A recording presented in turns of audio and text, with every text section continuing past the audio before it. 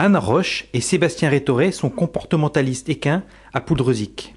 Depuis 2011, ils ont entrepris une diversification de leur activité.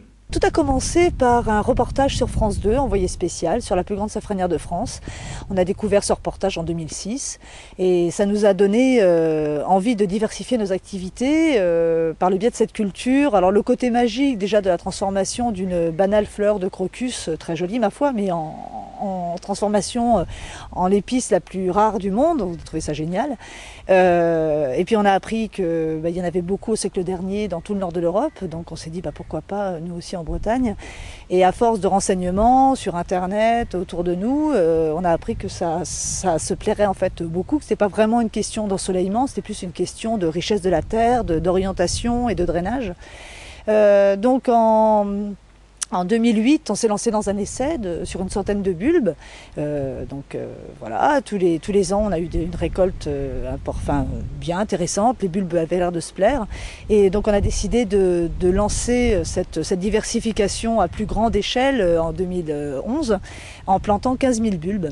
Donc sur cette surface-là, c'est-à-dire 1000 mètres carrés. Alors on est professionnel du cheval au départ, il fallait une activité qui aille avec les chevaux, c'est-à-dire qu'ils ne viennent pas en concurrence des chevaux. Et cette culture-là présentait l'avantage d'être assez dense en plantation, c'est-à-dire que sur 1000 mètres carrés tiennent 15 000 bulbes. Donc ça ne venait pas en concurrence des terrains pour les chevaux. Donc c'était très intéressant pour nous. Plus une saison de récolte qui est ciblée, enfin c'est sur le mois d'octobre. Donc pour nous, par rapport à nos activités, c'est aussi facile d'organisation, on va dire. Ça ne s'étend pas sur trop longtemps.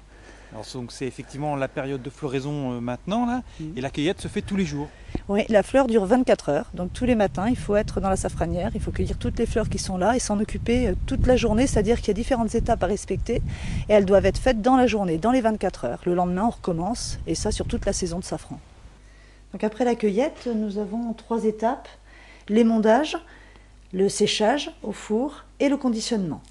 Donc la partie émondage consiste à séparer le pistil de la fleur et recouper le pistil pour ne laisser que la partie rouge du pistil et non pas la partie orange ou jaune qui donnerait de l'amertume au safran. Ensuite, on dispose sur notre plaque pour pouvoir les sécher. Alors en fonction de la taille des pistils, en fait, il faut compter entre 150 et 200 fleurs pour 1 gramme de safran sec. Quand même. Quand même.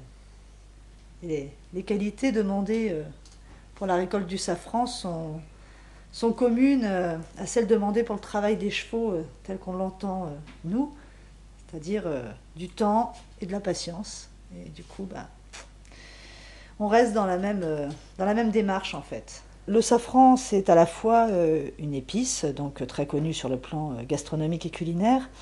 Le safran a également un fort pouvoir de teinture. Il a été utilisé pour les tenues des moines bouddhistes, par exemple. Et le safran a également de fortes vertus médicinales. Il contient dans ses pistils une huile essentielle qui s'appelle le safranal et qui est une huile essentielle qui est un anti-stress en fait, un antidépresseur. On parle aussi de l'épice du bien-être. Il a un aspect euphorisant, donc on fait des tisanes à base de safran pour se sentir bien en fait. Et c'est également un antispasmodique et un très bon stimulant digestif. Donc à la fois, il y a un aspect tonique et un aspect calmant.